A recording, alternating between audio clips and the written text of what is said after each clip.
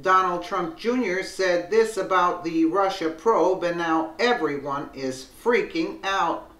Donald Trump Jr. didn't hold back his criticism of the media, James Comey, and the whole Russia probe last night on Sean Hannity's show. Trump Jr. claimed that the whole Russian probe was nothing more than a witch hunt, meant to distract the president from more pressing concerns facing the nation. Here are his exact words. And make sure you catch the video of his epic rant at the end of his article. This has been a 10-month witch hunt, Trump Jr. said. This is the only thing that they had on Trump. That's so true. This is what they did to distract him from being able to get the stuff done that he was ultimately elected to do. Luckily, now that James Comey has testified, the hysterics over President Trump's non-existent ties to Russia can die down. Trump Jr. continued in this line of thought, and let's just take a listen. With reaction, President Donald Trump's son is on a Twitter rampage today, Donald Trump Jr. Sir, welcome back. How's it going, Sean? Just give me your general thoughts first. I obviously said a lot there. Yeah, I think you probably covered it all in that monologue. I was just sitting here eating popcorn. But listen, you said it best. Thanks a lot.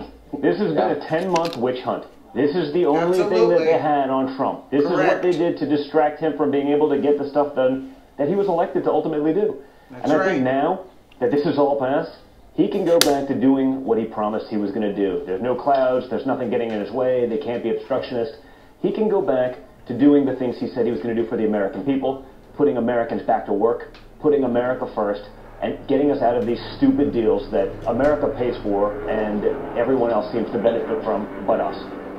You know, Don, maybe you're a bigger man than me, but to me, politically, they've been trying to take him out. Yeah. And there's been so many lies here. Number one, for example, not only did he not encourage Comey to stop, he encouraged him to go forward with the investigation. Even satellites around him, meaning the people that are close to him in his campaign and elsewhere, he never was being investigated. Comey wouldn't tell anybody. Comey then turns out to be the big leaker. He would never tell anyone about that. He would never mention that. But Rubio said it best. That's literally the only thing that hasn't been leaked in D.C. during this time period. The fact that he was never under investigation, that there was never a shred of evidence that he did this.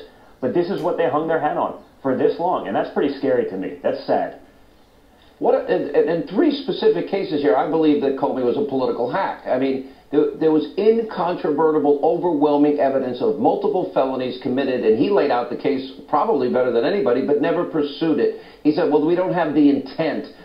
Meanwhile, you have a server in a private mom-and-pop shop closet bathroom. That's intent to...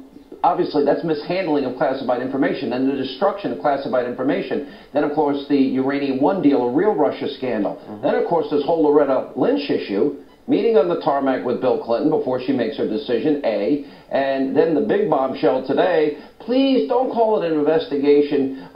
Just call it a, what's the word she, whatever material she said.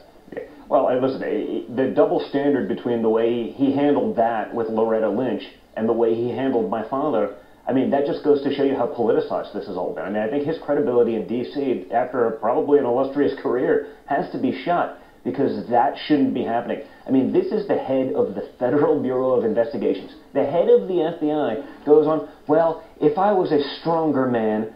I mean, who are we kidding, Sean? I mean, what kind of response is that? I mean, this guy's the head of the FBI, and that's his response?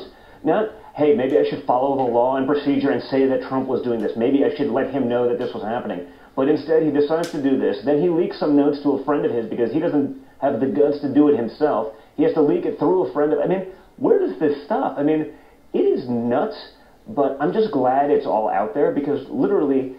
Even the left, as you pointed out, with Chris Matthews saying, hey guys, it's over, let's move on. You know what? Let my father do his job. Let him do what the American people elected him to do. Don, I would love to say that that's going to happen. No, they won't let it go. Well, it's even that, but it's even deeper. When you think of the level of vitriol, hate, It's been directed at you and your brother. They're even attacking your sister and your 11-year-old brother and the president's wife and anybody close to him or anybody that expresses a like towards him and agrees with him. To me, this is about undermining the will of the American people and so delegitimizing, so damaging, so distracting. At the least, he doesn't fulfill the agenda that people elected him for. That is a serious problem in the country. I think it is, and I mean, but the good thing about it is, honestly, I think the left has overplayed their hand so much, Sean. It's been so ridiculous, so over the top, so extreme. I mean, half the things that were reported in the New York Times, the dossier comments, even Comey, in his own words, said, Comey wanted to hire the guy. He wanted to hire that guy, that MI6 guy. Even he's saying it. So, you know, all these things that they tried to take him out with, I think it's pushed reasonable people in here.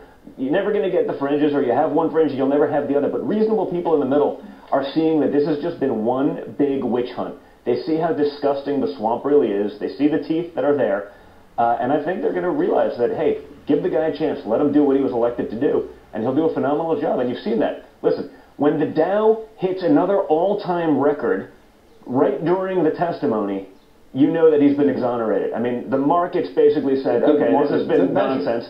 You know, we broke another all-time high today because they saw how phony all of this D.C. nonsense is. And this is what the people voted against last time. I'm happy for them to keep doing it. It's just going to make 2020 that much easier. You know, I want to go back to the media in particular and all of the conspiracy theories that have been advanced. And literally, we're talking about cable-wise, thousands of hours of coverage, thousands. Then you look at the Washington Post, the New York Times, and CNN and ABC and all these networks proven wrong, and now all of a sudden they're beginning to write their retractions. It just seems as something that I said back in 2007 and 8, journalism in America is dead. The desire for truth.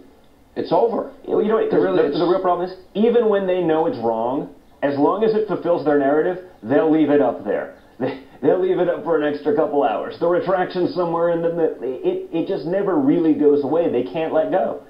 And it's not about reporting the truth anymore, Sean. It's not about journalism. You know, even when I was born with, hey, we report the news. Then it became for journalism, we'll put our spin on the news. Now we're just going to craft narratives and just run with it. It's pretty sad, and it's a shame because it would be an important profession, and that's why he's on Twitter all the time.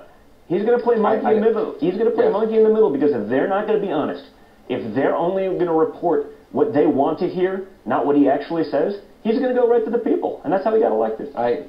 And by the way, I'm a convert to him being on Twitter because I agree he's got to bypass this corrupt media. And I think after all the exposure, and this will pan out in the next number of days, we got to do it. You're a bigger person than me. I think I'd be a little angrier than you tonight. And it's only you're right. It's late, I've been going pretty hard all day. A job to do. Yeah, well, that's true. I actually enjoyed your tweets during the testimony. I was retweeting a lot of it later. All right, Don Jr., thank you. Good seeing you. And up next. Absolutely. It's disgraceful. It's disgraceful the way the media treats Trump. And they're still going at it now again. They're still going at it. Let us know what you think in the comments below. And thank you so much for watching.